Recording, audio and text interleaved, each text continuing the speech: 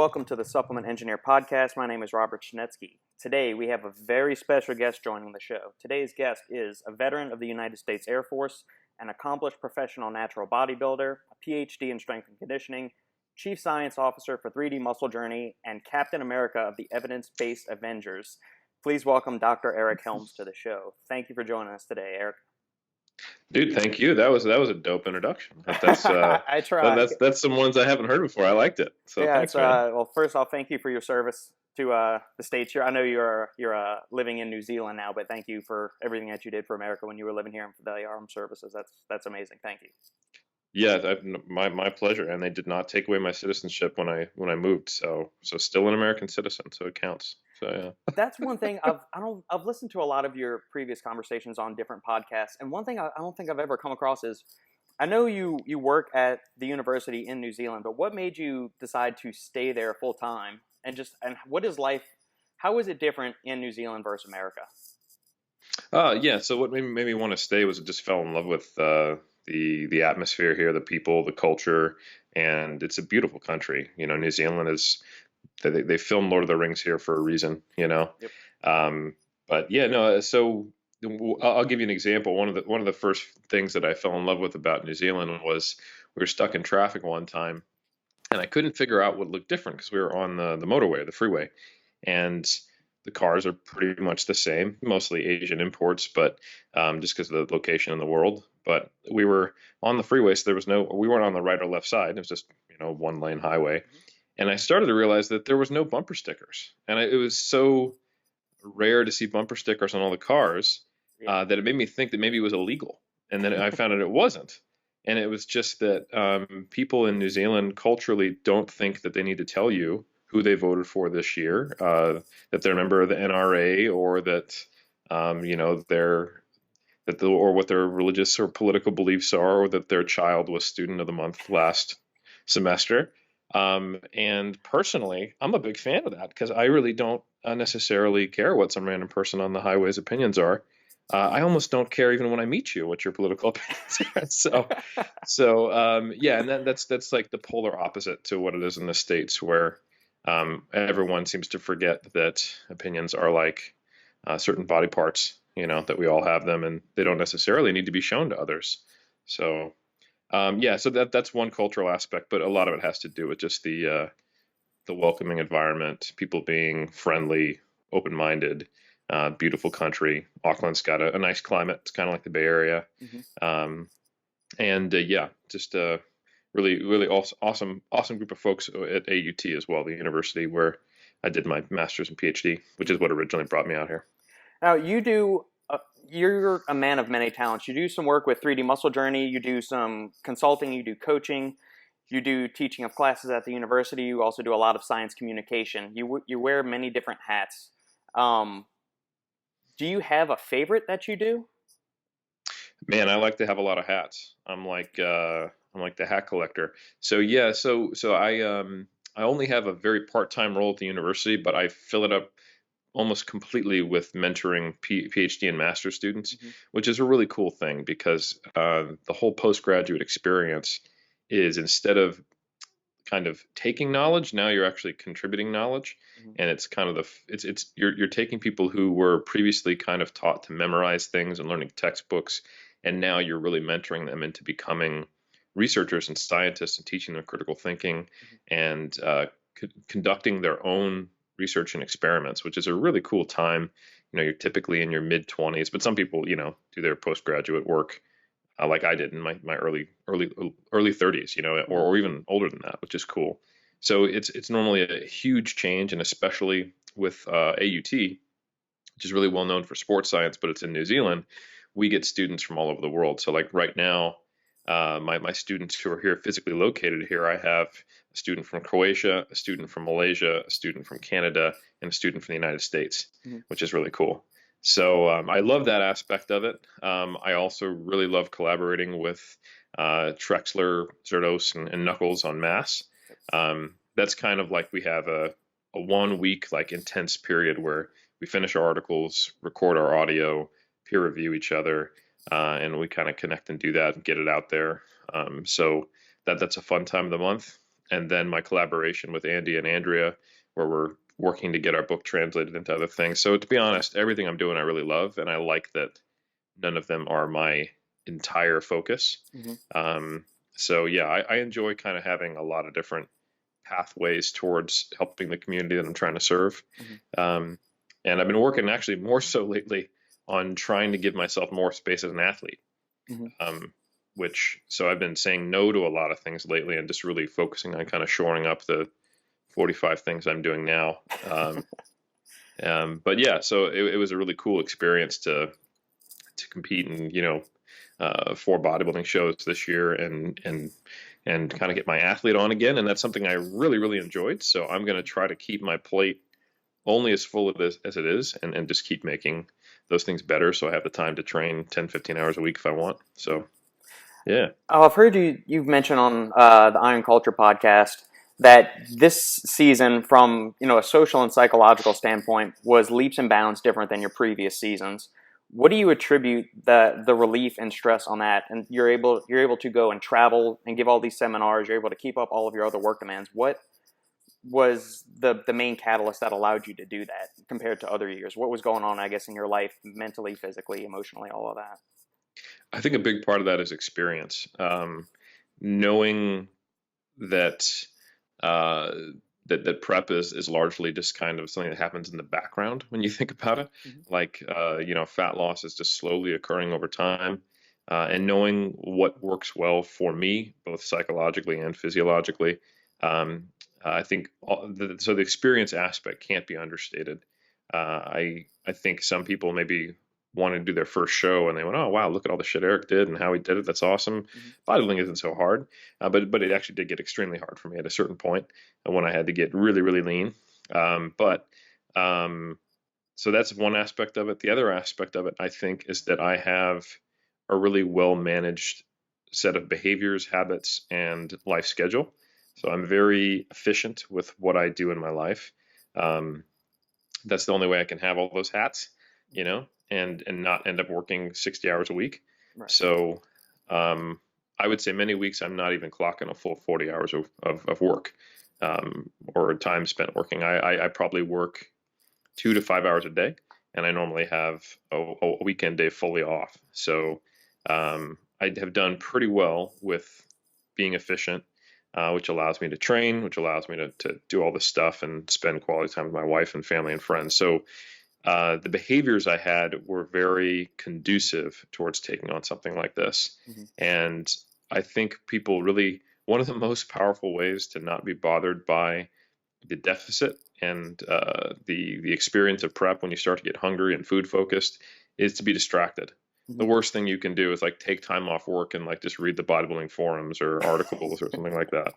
Like that's a disaster, like where you're constantly thinking about prep when you have, in my case, it was 35 weeks of dieting in total, or 35 weeks in prep. Many weeks were diet breaks and a lot of refeed days and et cetera. So, experience, being distracted, and then having a very solid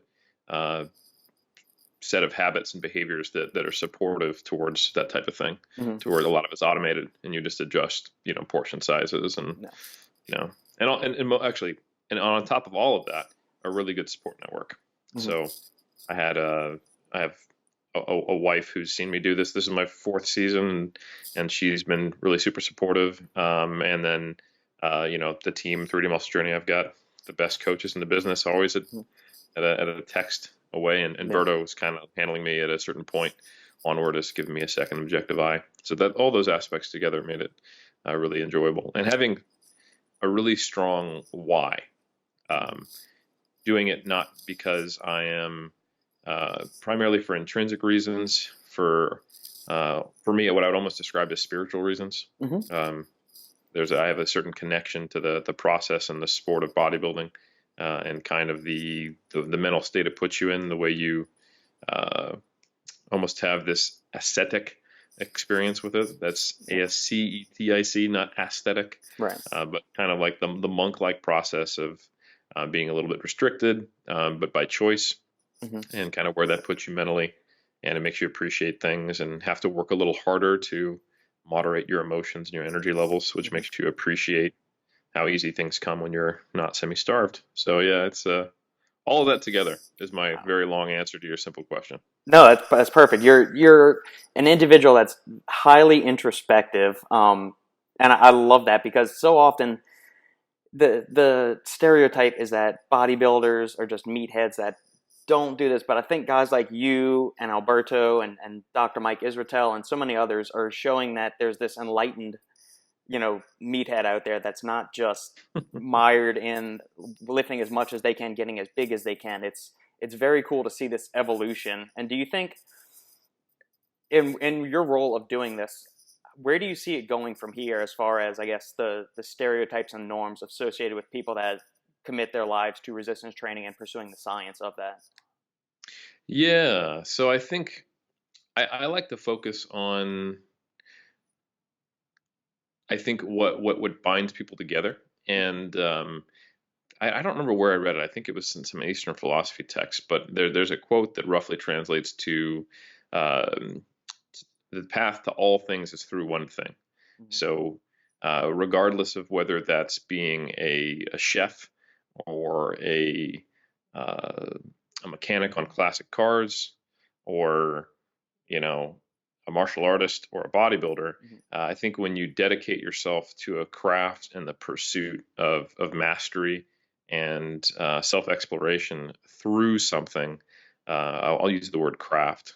I think that tends to teach you about what it means to be fully dedicated to something, Mm-hmm. and kind of the pathway towards that initial proficiency coming early and the enjoyment, and then just a changing relationship with how long it takes to truly um, fully incorporate something into your life, make it a part of who you are, but not let it become your sole defining characteristic. Mm-hmm. And then understanding that if that can occur in something as simple as cooking food or working on a car or lifting weights, that's essentially the way everything is for everyone. And I think it gives you a little more appreciation for um, anyone who dedicates their time, energy, and passion towards something. Mm-hmm. So, like for example, at Iron Culture, we try to focus on that and bring people's awareness to it, whether they are exercise scientists, whether they are exercisers and the various pathways of iron, whether that's calisthenics, strongman, weightlifting, powerlifting, CrossFit, bodybuilding, etc. Mm-hmm. So, for me, I kind of appear like a quote unquote Renaissance man of lifting in terms of the intellectual pursuit, and you describe me as someone who's introspective, like kind of the emotional, spiritual pursuit. You could just say I overthink it a lot, which would be accurate. And then the physical pursuit as an athlete. So, I'm like a philosopher, scientist, athlete, coach, but it's all to me related towards the iron game. Mm-hmm. So I feel kind of like a super specialist because there's basic life skills that I lack. That I've given up to that I've given up to be super focused on this. So I don't know that I am the norm, but I do certainly break the stereotype. Um, but I also think that stereotype is largely inaccurate when you apply it to people who are competitors. Like Mm-hmm. competitive bodybuilders are a super rare breed, Yeah. um, and I find that's true of people who dedicate their lives to lifting in general and like getting as strong as they possibly can or as big as they possibly can. I think Mm-hmm. it's a little more akin to someone who has dedicated their entire life to some specific craft, typically, even if they don't get mired in the intellectual side of it. Like, so for example, I love reading Dave Draper's writings. Mm-hmm. That's, for those who don't know, that's the blonde bomber.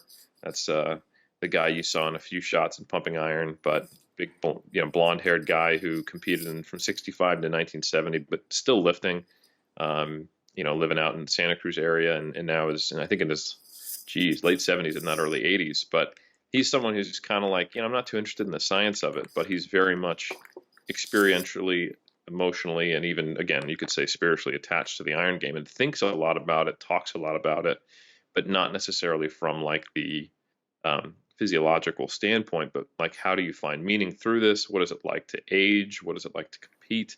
Do you need to compete to consider yourself a muscle builder? And, like, how do you have a relationship with the iron and with your body over time that's positive? And Mm-hmm. so I think there's a lot of different expressions of it, but to me, I think the the market feature that I think is a good way to break that stereotype is someone who is dedicated to a craft, a pursuit, an art, rather than trying to extract something out of lifting. Like what can I get out of lifting? What have you done for me lately? That kind of Hmm. approach of like, I want my gains now and I want them optimally.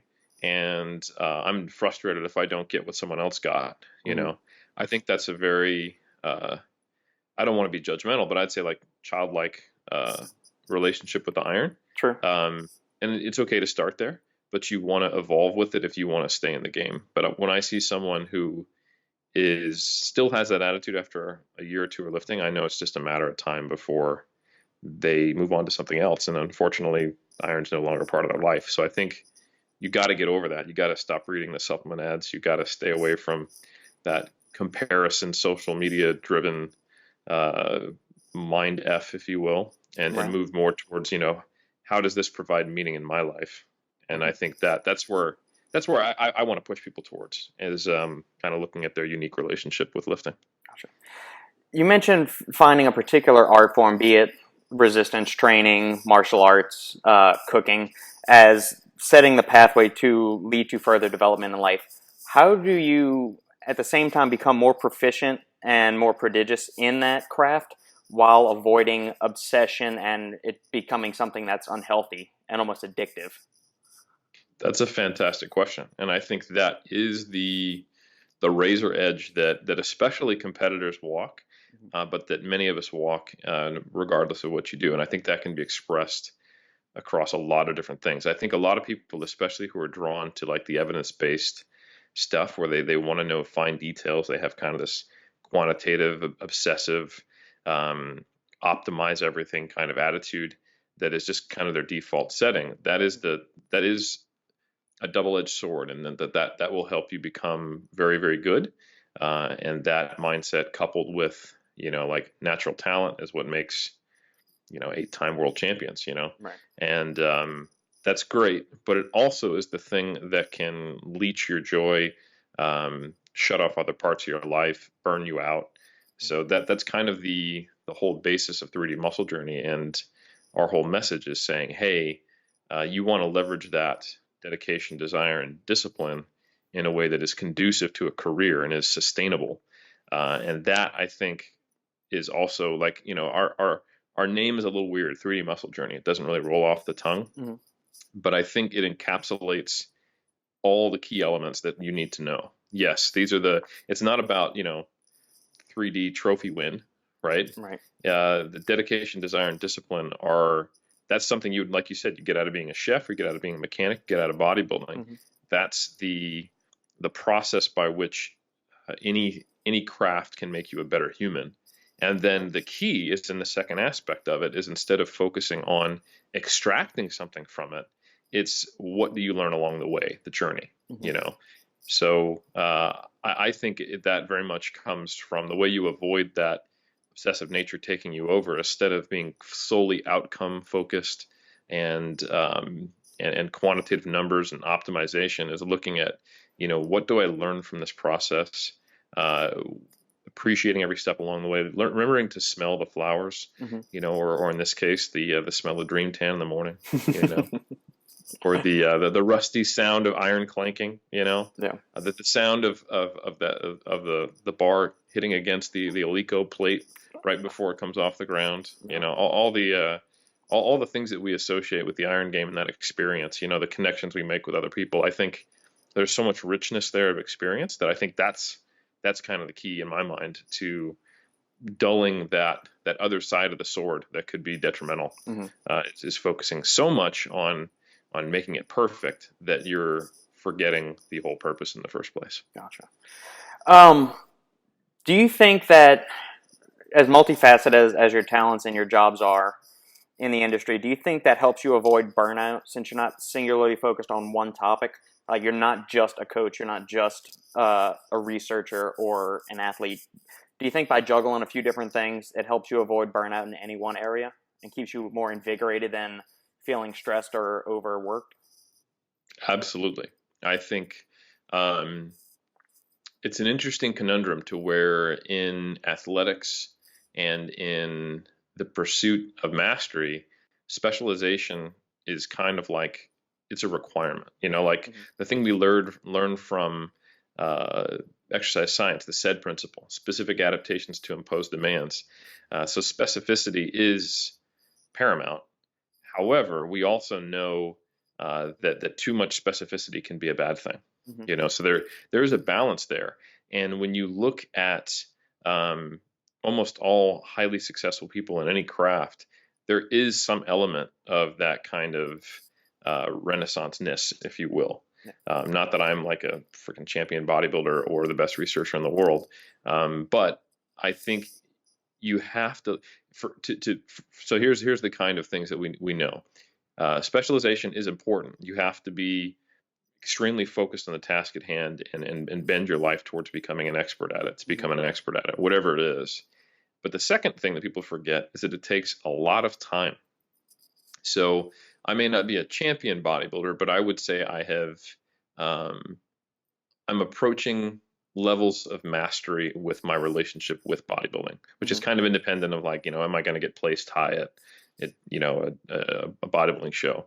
It's more so like, is my process, am I maximizing all the variables I can? So I look back on my prep, Mm-hmm. and there is almost nothing that I look back on and go, man, I really screwed the pooch there. Or there's a huge, man, I really, really could have done that better. Or I wasn't dedicated here. Like, I think I did a really good job this season. Mm-hmm. Of course, there's always things to improve on and lessons to be learned, which is what's cool about it. But I think I approached my prep with a certain level of mastery that it's taken me these 15 years of being a lifter. Mm-hmm. And that's 15 years, so I think, Yeah. so then we go, okay, so if we need that specialization to become an expert, but we also need to stay focused and keep the goal, as Dan John says, for 15 years or 10 years or 10,000 hours or whatever trope we want to decide, but a long ass time. Right. That means we need to not burn out. And that's where you can't over specialize. That's where you have to take what I would call a holistic approach. Mm-hmm. And you have to look at, all right, what's going to keep me in the game that long? Mm-hmm. And that comes down to what's your attitude? How do you find appreciation daily?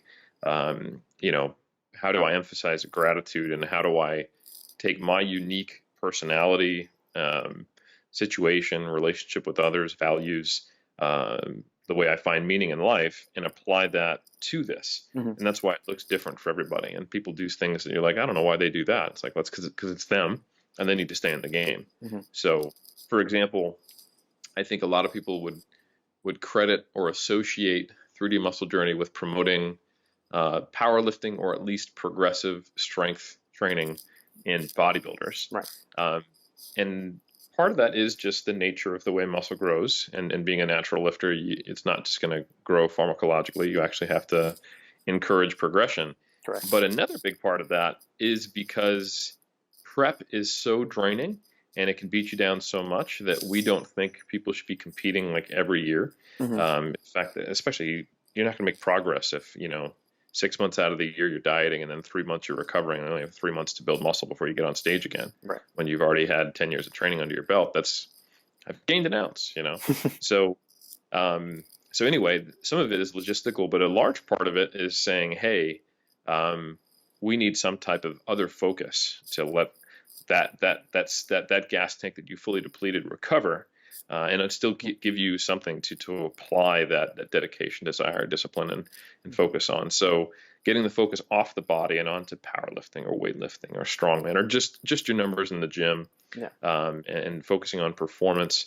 I think has a lot of value. And that's just one example of picking your spots and keeping yourself in the game and thinking with a career mindset. Mm-hmm. So for me, I see kind of everything under the Iron Game umbrella as the same. Like, yes, I'm a competitive bodybuilder, but I'm also a competitive strength athlete.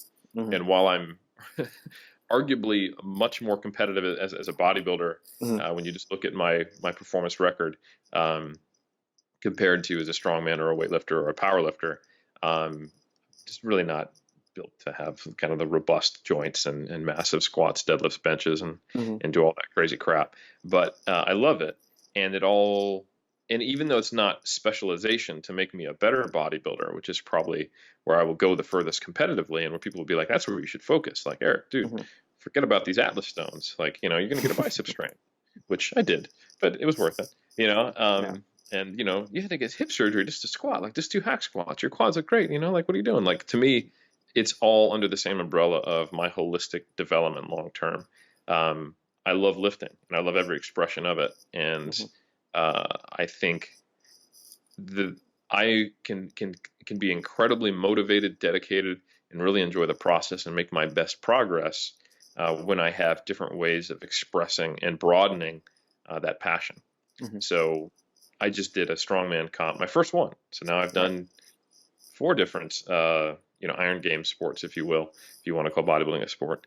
Um, and that was a really cool experience. I did it 4 weeks after my last bodybuilding show, and that was a really good way for me to kind of transfer my focus and deal with the very natural post-contest blues or empty nest syndrome you can get, Hmm. or just and just the physical and mental burnout from having everything kind of focused on bodybuilding, because it was, my training was very much set to optimize what I was doing for that 35-week period. Hmm. And that was even true going back into my off season for 2017 and 2018, where it Yeah. was all bent towards this goal. So I kind of periodize in big picture what I'm doing at different times. So I'll Hmm. be doing my goal. I would love to, before I get on a bodybuilding stage again, I would love to in the same year, or at least in a same similar time period, do a weightlifting meet, a powerlifting meet, and a strongman comp.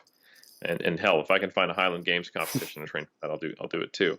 Yeah. Um, and the challenge mentally and logistically of improving as a bodybuilder while also getting stronger across all these different expressions of strength, Hmm. um, I think is really interesting. And is it the optimal, perfect way on paper if I was a robot to become a better bodybuilder?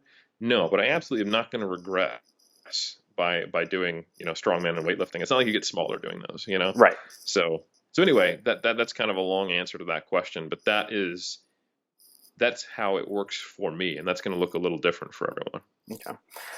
How did your training uh, evolve from bodybuilding to strongman over the past 4 weeks? Do you have a strongman gym by you? How did you prepare yourself mentally and physically for that competition? Excellent question. So yeah, my training was completely focused on bodybuilding, and then I was getting the idea of doing strong. I mean, I've wanted to do a strongman comp since like 2007 was when I first became aware that Hmm. there were local competitions available. That was way back in California. Okay. Back then, 12 years ago, there was a under 275-pound class and an over 275-pound class, and I was like, that's not really like a spread of weight classes. Like the peak off-season weight I get to is like 220 pounds, and I'm 6 foot. So I couldn't even do some of the under 275, events for one rep. They were in the local comps. So as the sports progressed, and now there's multiple organizations, different pathways, whether you're trying to do the Arnold or Static Monsters or World's Strongest Man, um, there's a lot more options, and we're very fortunate to have a really robust New Zealand Strongman series, which is over the last 4 or 5 years has grown quite large. And there's a lot of comps now, and we also have a robust powerlifting scene here, and there's also weightlifting. So I'm just fortunate that I'm in a location where there are a lot of options, and there are a handful of good strongman gyms now. So yeah, there was the timing worked out. I was looking at the strongman competition schedule, and there was what I thought would be a really good intro competition 4 weeks after my last planned show, and it was just two events. So there was kind of an exhibition for prize money. Whoever could get a truck pull, actually it's technically a diesel steamroller, as far as you can in a time limit.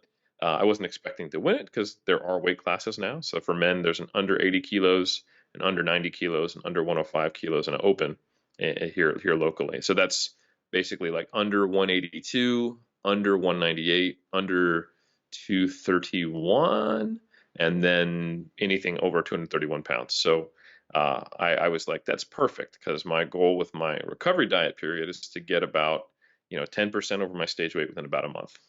So basically getting back to where I started back in December, relatively expediently, and that's been a good process for me. And I weighed in. It was an evening comp, so even in the evening, I weighed in around just under 90 kilos. So I'm right on target with the recovery diet. It gave me kind of a limit to how much I'm eating, and keeping me within a good striking distance while I'm repairing my relationship with food and normalizing my hormones and all that stuff and regaining strength. And then what I simply did was that I shifted my training focus to when I'm in the gym, choosing variations of movements that are supportive and have the most transfer to the events that I was going to be competing in. And then going to a strongman gym to train on the weekends. So, for example, while this comp I was doing was Atlas stones and a truck pull, and that was only two events, I knew that the next comp I might be doing, I'm looking at potentially in the end of October, haven't decided yet, it might not work with my schedule, doing a static monsters event, which is an axle deadlift, an 18-inch axle, and then a log press overhead. So, basically, strongman is variations of overhead pressing, deadlifting, and loaded carries and grip strength, with occasionally some squatting and other stuff. So the kind of like your barbell based work is typically variations of pulling things off the ground, holding things for a long period of time, or putting them over your head for the most part, with other stuff too. But so what I started doing was when I would go to the strongman gym, I would specialize. So I would do the stones. So I learned how to do Atlas stones over a period of a month, and I learned how to do a truck pull over a period of a month. So I dragged a massive sled, and I also got to drag a car. It's kind of cool with cars. You just click the handbrake on, and every click is another level of resistance. So it's kind of got progressive overload built in, and you just slowly burn out the person's brakes.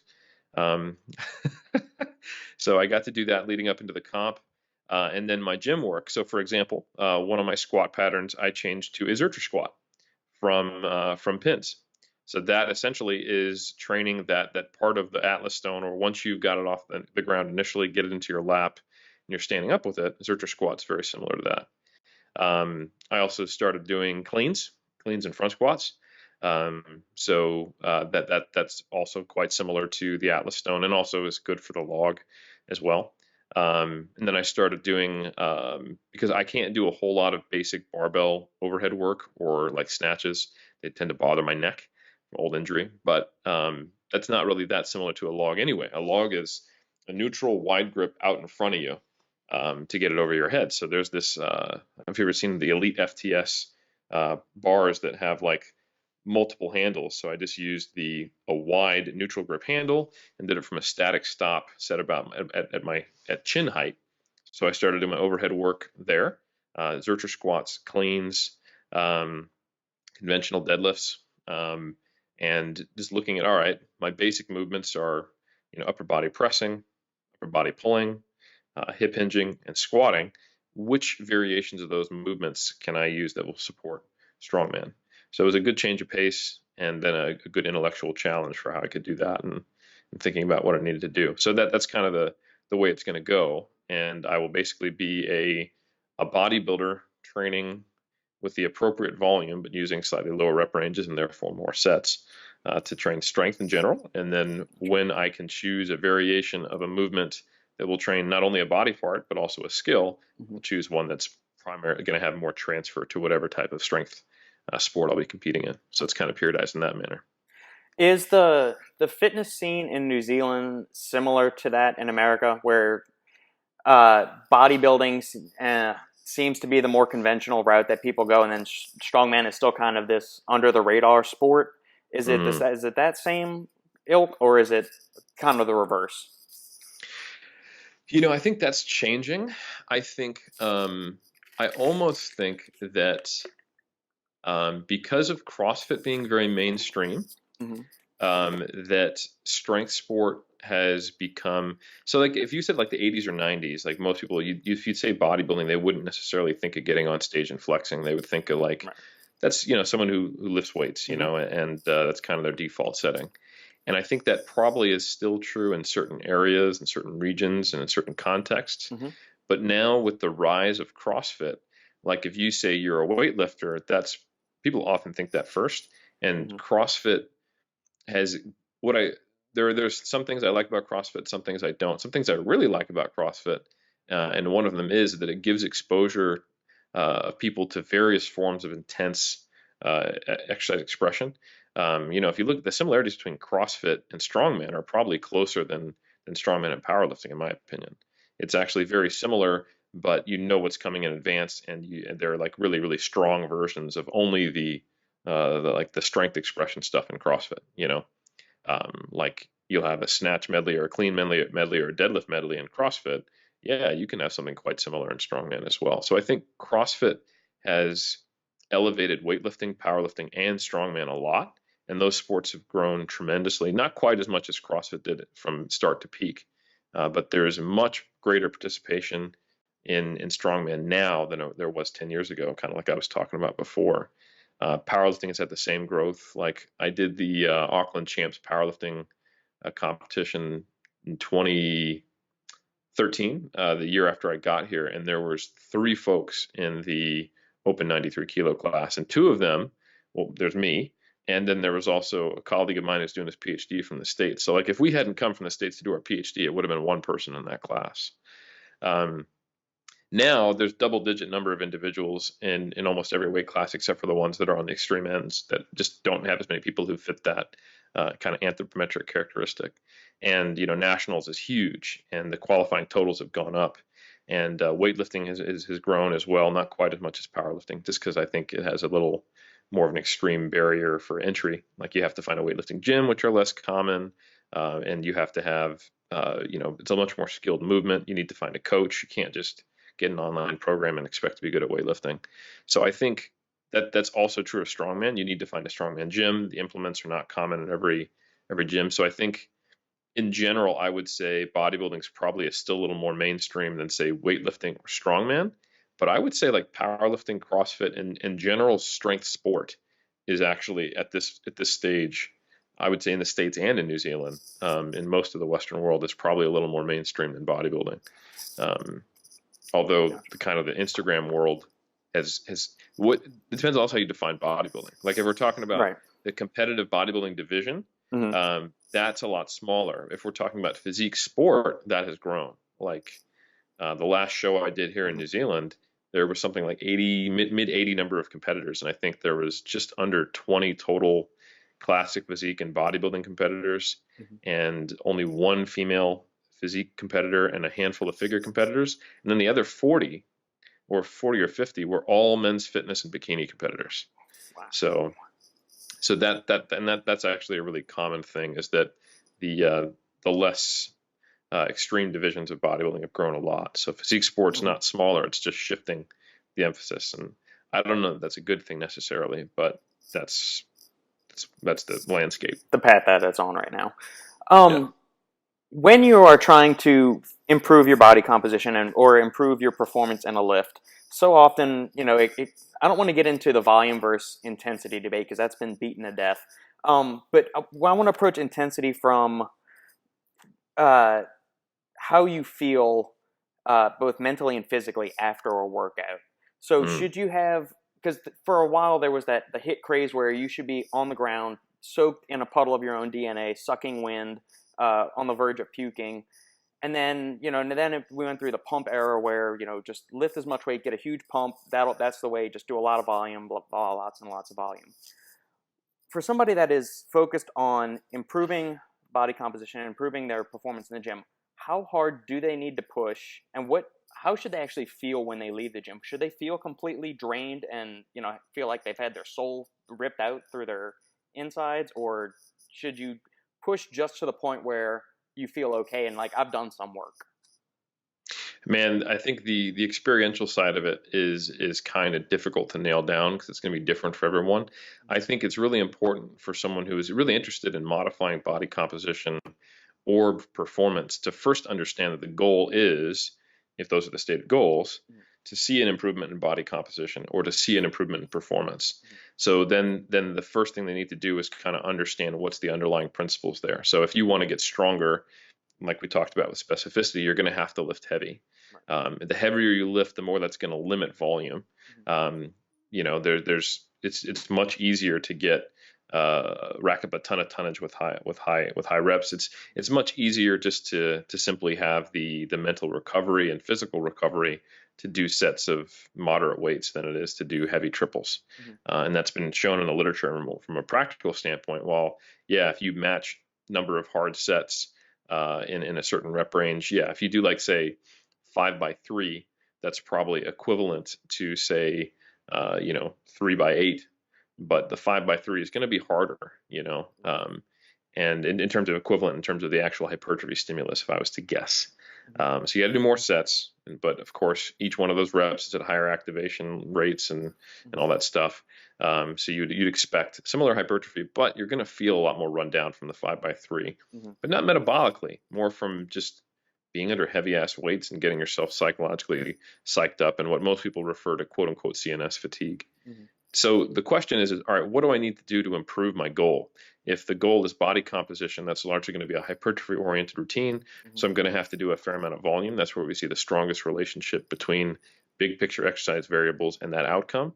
The relationship between volume and strength is still there linearly, but the effect sizes are much smaller. Doing one heavy single a week gets you probably 60, 70% of your strength compared to doing multiple days of 5x3, right.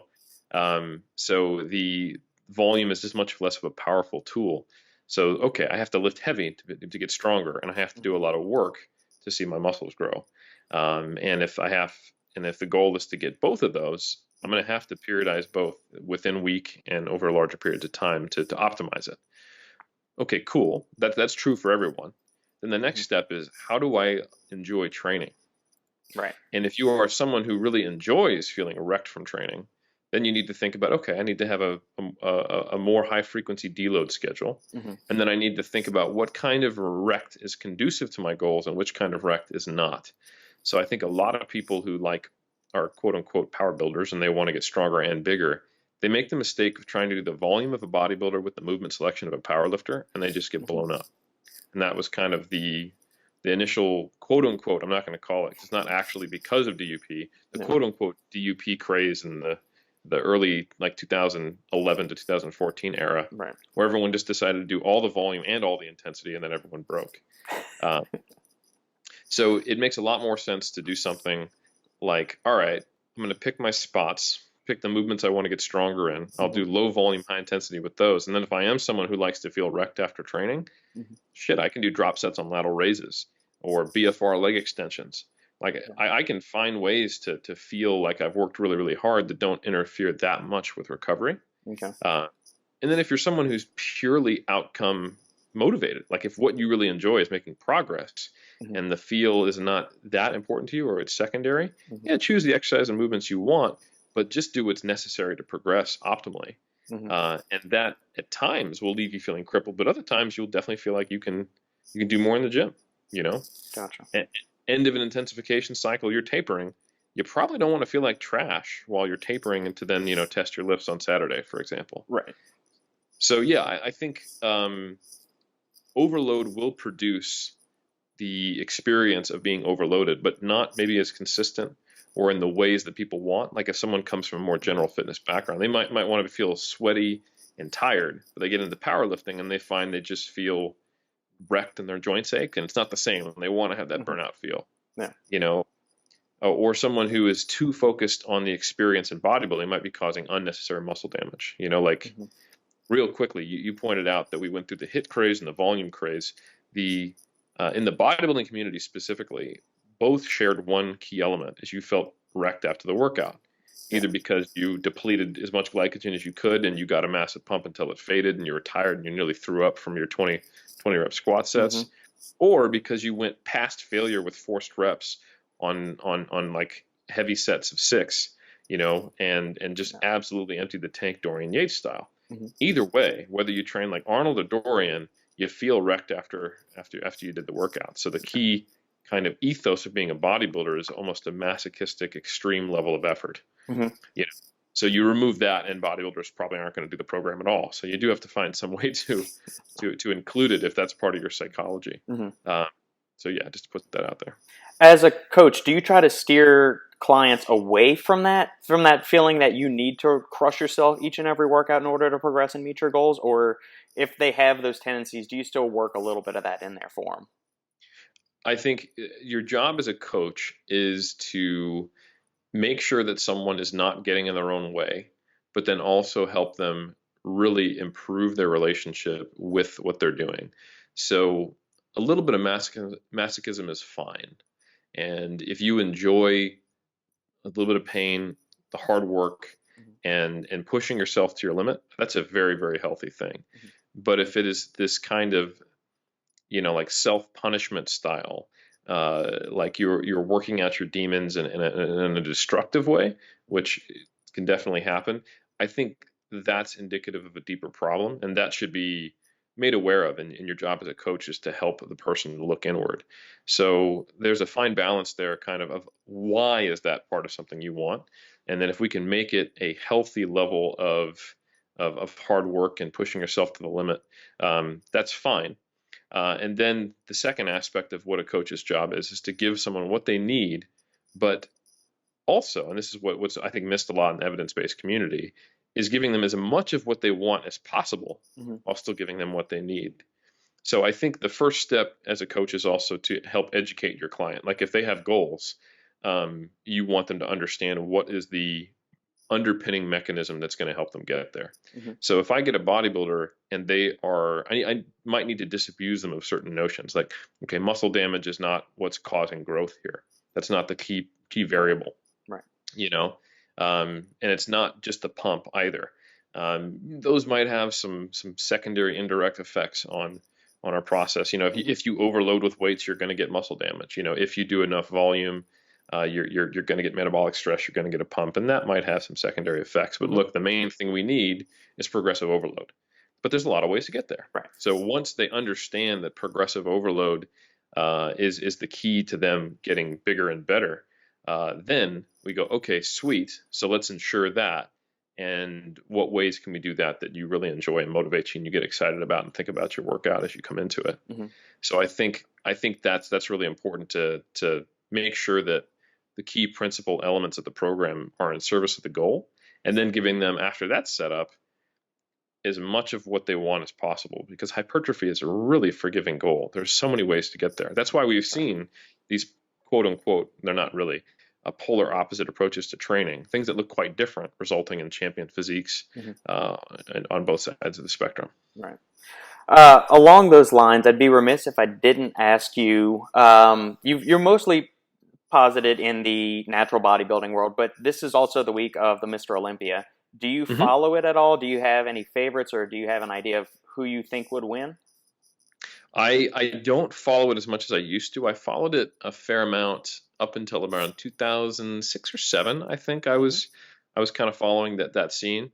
But just because I like know the community so well, I relate to a lot of the athletes. I've competed with some of them, the folks who are like going to like WNBF Worlds, for example. Like Jeff Alberts, close friend of mine, colleague. He's competing at WNBF Worlds in November. So I tend to follow things like the Yorton Cup, WNBF Worlds, Natural Olympia, stuff like that. I'm not ignorant or disrespectful or purposely keep myself away from the enhanced side of it. It's just not necessarily what draws my attention and keeps me attached. So I haven't really followed it closely, although I will say I have a tremendous amount of respect for enhanced bodybuilders. I think we probably, as natural bodybuilders, have more in common with them than we do with the average person on the street. We're both crazy. They're just, it's kind of difference between stock car racing and NASCAR racing, different fuel. And I think so long as there's mutual respect shown across the aisle, and people, the only thing that I ever have a problem with is when someone is competing in a natural event but is actually enhanced. That's the only time I will throw shade against someone who's using gear. So, but no, unfortunately I haven't followed it. I know that I think due to legal issues, Rashawn Roden's not competing in the Olympia this year. So it'd be interesting to see who does well. I would love to see Dexter Jackson get Bring the Olympia. it home. Dude, at that age, and and the fact that he still looks just as good as he did when he won the Olympia. Yep, it's crazy. The Blade is the man. So I have a lot of respect for Dexter Jackson. Obviously, I think a big part of that also is when I was following, like I said, in the kind of the mid 2000s, he was right in the mix then too. So to see him still in the mix at his age and still looking just as good is inspiring. You mentioned respect, and you published a work called The Muscle and Strength Pyramids several years ago, and I believe you're on the 3rd edition now of them, or working on the 3rd edition of them? This book sounds familiar. I think it's mine, but yeah, Yeah. we've released the second edition this year. We're not working on the third edition yet, but that would be the next one that comes out sometime in 2020 Yeah. something. And Yeah. at the top of the pyramid, you have supplements, and I feel like you've slandered and disrespected the supplement community in general. You've said that they're the least important thing to maintaining results and building a physique. And I'm going to pull a quote here from your own writing. It says, "On the other hand, the supplement industry itself is filled with crap. I can confidently say that 99% of the supplements available on the market don't do anything except burn a hole in your wallet. The majority of products are propped up by sexy marketing and athletes paid to endorse them, with maybe a bit of pseudoscience mixed in as well." I think we can both understand that supplements are the reason people get results in the gym. It's not diet, Mm. it's not training, it's not sleep, it's not stress reduction or any of that. I mean, I don't see, did the supplement companies not pay you enough? Is that what's going on here? I'm just not sure. It's basically resentment. That's what that quote purely came out of the fact that I was not given a BSN Explode contract, and there was a time when I thought I was in the running with, it was either me or Ronnie Coleman was going to get that contract, Oh, and they gave it to Ronnie, and I just feel like I've had probably, if not equivalent, accomplishments to Ronnie Coleman, um, like probably slightly more. So I just felt like I got overlooked, So, I haven't talked about it, but there's been a number of times I've been overlooked, and I think there's just a certain level of discrimination against me. I'm not even sure what aspect of me they're discriminating against. But yeah, so it's pretty much just resentment and bitterness. Yeah. understandable. Now, obviously, for the listeners, that this was very sarcastic and very tongue in cheek. What role, if any, do you think that supplements play in helping an athlete reach the stage or progress in the gym? And what supplements have you used in the past, or do you still use today? Oh man, in the past I've used I've been the guy who's had 10 wallets that all have that burned hole in them. Hmm. But yeah, so I think it's built into the word supplements. They are in fact supplementary. And if we're talking about actual supplements, not like code for hormones, Correct. the even the most well-researched, evidence-based, well-documented, effective supplements that are beneficial for lifters, like creatine and caffeine, Hmm. probably being at the top of that list. I'd say protein as well, but really that's food, in powder form, Right. or certain things that are just nutritional support, like fish oil or multivitamin. You could make an argument that with the right diet, while those might have a large impact if you have a deficient diet, if you have a great diet, they might not do anything. If you already have those things Hmm. well sorted. So kind of the creatine and caffeine, they have a noted, consistent, and substantial ergogenic effect that most people probably would never notice if they were in a long-term placebo-controlled trial, except for the fact that you can't not tell when you're in the caffeine group if you're being given a large dose. Like Right. if you get 6 milligrams per kg of caffeine, you're going to notice the effect in most cases if you're caffeine naive. So that's just kind of the reality of it. So they have an effect, and the ones that work, but it's not huge, and it's probably in the grand scheme of things long term less than 1%, if I had to be honest. But it is something. It is an effect. People who take creatine do get stronger than if they did not, Hmm. and there's no reason not to, kind of thing. And caffeine can ward off tiredness, acutely improve performance, and it can be very useful depending on your goals, what type of performance you're trying to do, etc. So I think it's just important to put it into context. And if supplements were always in the right context, I wouldn't have had that very derisive, couple sentences there that you read. Like if that was their view, that'd be fine. But the bodybuilding industry is so intrinsically tied to the supplement industry. Hmm. The standard way you make it as a bodybuilder is you get a supplement contract. Right. That's because the only like 10 guys or gals are going to be making enough money off of winning shows, Hmm. whether you won't make any money at all in the natural scene. Right. Like for example, Jeff went to go do a show, placed second, and that the second place prize didn't even offset the flight and the accommodation. So you do it for the love. Wow. That's just the way it is. Like, Yeah. if you're a Brian Whitaker, or if you're a Doug Miller, or if you're a Philip Ricardo Jr. and you're running around the globe winning every single natural championship, you Hmm. might make 15 grand in a year, and then you're only going to spend 10 grand traveling, and accommodation. So if you're the best natural bodybuilder in the world, you win every title, and you have a really good travel agent, at the end of the year, you might be able to buy a used car, like that. That's the kind of reward you're going to get, And then in the enhanced scene, shit, like that. I've heard of guys who the entire prize winning monies of that you come away with after expenses for a natural bodybuilder might be how much your stack costs for a month, with growth and insulin and all the ancillaries at the highest level. Right. So yeah, like you need to have some kind of industry propping up the bodybuilding industry for these people to make it. And most people still have their day job, Yeah. So I guess the problem is that we have this marriage between the supplement industry and the bodybuilding community, and it's so we have constantly the supplement messaging coming out when there is basically a handful, maybe a list of 10 supplements that are worth taking depending on your context. But there are literally thousands of things that come out all the time. So the 10 are great. Don't get me wrong, in the context of being a supplement. But the 990 others are waste of money and potentially harmful and not too well regulated most of the time, at least in the States. I would agree with those sentiments 100%.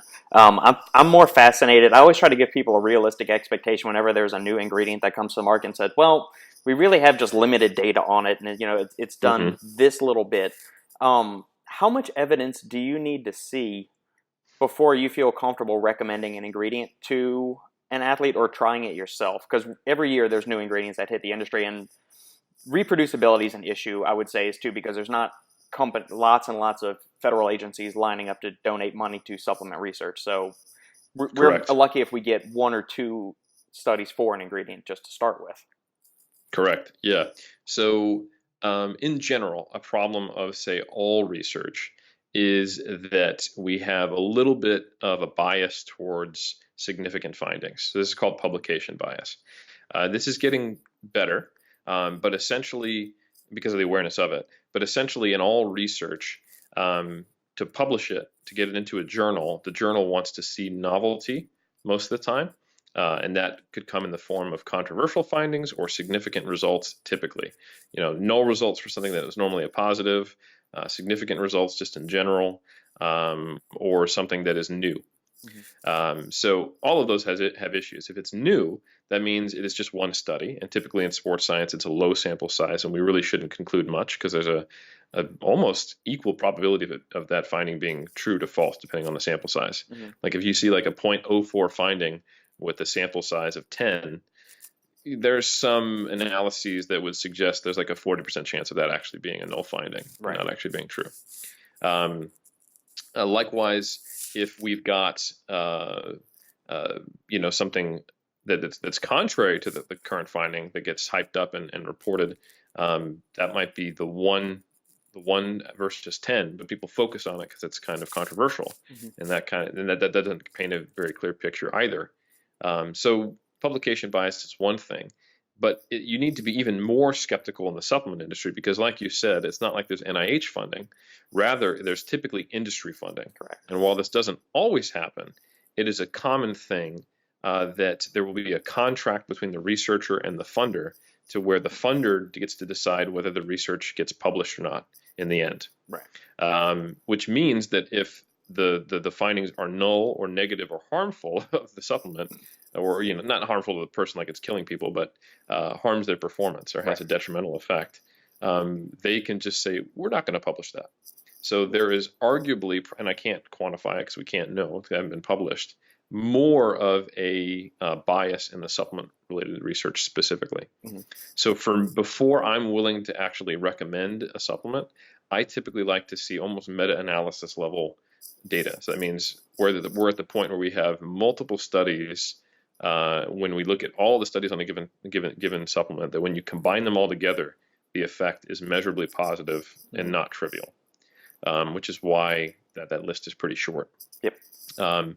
Because you also, when we're talking about just taking a compound or an ingredient and adding it to you, and just throwing it into the mix and on top of your body, we don't necessarily know that it's not harmful. Like I like to use the example of D-aspartic acid. everyone jumped on taking it because it showed like a 40% increase in endogenous testosterone production in a single human trial back in '09. Mm-hmm. And we're just so in love with testosterone for one, but there was no resistance training outcome or body composition outcome. There's just an increase in testosterone. Right. And then it took a couple of years before we actually measured body composition and strength and found no improvement to that at all. So it's like, okay, why are we trying to enhance our testosterone? Oh, and by the way, testosterone was not increased in these studies either. And then a couple of years after that, we actually had a study where testosterone decreased as a result of taking D-aspartic acid. Yep. So now we don't know if it increases it, doesn't increase it, we know it doesn't improve performance. That's the one ubiquitous finding. Right. Or does it actually get in the way of your testosterone production? So that's the kind of thing where you don't want to be an early adopter. This isn't like an iPhone, you know? Yeah. You like, worst case scenario, like, you know, you have to wait for a few more push updates and then, okay, it's working great now. And it's better than the last version. You actually want to wait until it's really clear that the supplement works, and multiple laboratories have reproduced the similar finding in multiple populations. And if there hasn't been a meta-analysis yet, one could be done that would probably show a favoring effect. Like, you know, 7 out of 10 studies show a performance-enhancing effect, and the other 3 are neutral, not negative. You know, so that's kind of the level of evidence you need for supplements specifically. And you can have a slightly looser criteria for things like exercise science and nutrition research in general, I would say. Okay. Do you currently use any supplements? And if so, which ones do you use? Yeah, so creatine, beta-alanine, citrulline malate, and caffeine are ones that are all on my list. The beta-alanine is really much more for when I'm doing things that are a little more of an anaerobic extended period. Like if I'm doing a lot of high rep work, right? Or if I like strongman, I think there's a rationale for taking beta-alanine because sometimes you're exerting yourself for like max distance on a farmer's walk or max reps on something, you know, or like if you look at some of the events where you're carrying kegs and stuff back and forth for long periods, or yoke walks or as many rotations as you can, or for example, you have 60 seconds to do something and you might have to attempt it multiple times. Right. That kind of lines up a little more with where you're skirting the edge of where beta-alanine might be beneficial. But I'd say for most pure strength athletes, like one-off expressions of strength, or even bodybuilders, 90% of their training phases probably won't make a difference. Right. Citrulline malate, we just finally had the first meta-analysis that showed what I expected. You know, just brushing over the border of trivial, leading towards small effect size, but a significant finding in favor of you know, power and strength production. But yeah, and then depending on whether I'm dieting or not, I may be supplementing with a multivitamin or fish oil. Like for example, especially when I'm dieting, I can't regularly have like salmon. I'll supplement with fish oil, and then depending on the time of year, how much sunlight exposure and how much time I'm spending being a vampire indoors, I'll take vitamin D3 specifically. Gotcha. Last question, because I know you've got another meeting to run off to, and I'd like to be respectful of your time. Do you dabble much with nootropics at all? As somebody that does a lot of cognitively demanding work, have you ever dabbled with that outside of caffeine? A little bit, like 5-HTP, because it's been a part of some of the like appetite suppressant stuff that I've played with. Like I got to play with, like I have a good relationship with some quote unquote evidence-based like supplement companies. Like just to give a shout out to Legion Athletics, I'm on their advisory board because they have a really strong part of their mission statement is producing supplements that are based on sound evidence that actually work. Same thing with Citadel Nutrition. You know, we used to have an agreement with them where we'd have our sponsored 3DMJ athletes when we were still doing that, getting a relationship with Citadel. And then De Novo has always been a really strong supporter of the lifting community, De Novo Nutrition. And I'm close with the owners there, you know, Ben Escrow and Luke Johnson. They've been, you know, colleagues of mine for a long time. And then finally, Omar Isuf, he does his work with Arboros. So those are like the really, really, really good folks in the industry. So I've gotten to play with all their ingredients. So I've played with both Legion and De Novo's fat burner / appetite suppressant. So I think 5-HTP is the ingredient there that's got some nootropic effects. But no, it's not something that I notice a ton from, nor am that interested in on the cognitive side of things, you know. So I just run off of passion and obsession, my friend. So. Perfect. Daily caffeine intake? Is it you said you do use caffeine? I do, and I try to keep it under the 6 milligrams per kg total daily intake. Okay. It definitely scales with how tired and dieted I am. Like I was Right. skirting that line pretty regularly towards the end of prep, Mm-hmm. but like right now, so I would take 400 milligrams before training in prep in the deep phases. Um, and for reference, I was weighing as light as the high 170s, low 180s. In the off season now, I'm closer to 200 pounds and fed and sleeping well. I'll have coffee with breakfast, and then I'll have 200 milligrams before I train. So probably half the intake that I have in prep, where I'll have coffee twice per day and then 400 milligrams before training. Gotcha. Awesome. Well, thank you very much for the chat today, Dr. Helms. This was Got it, awesome, man. My pleasure. and there's a wealth of other topics I would like to dive into at a future date. So I'd be honored to have you back on the show anytime. And I'd be honored to be back on. Absolutely. No worries. Awesome. Thank you. Have a good one. Thank you.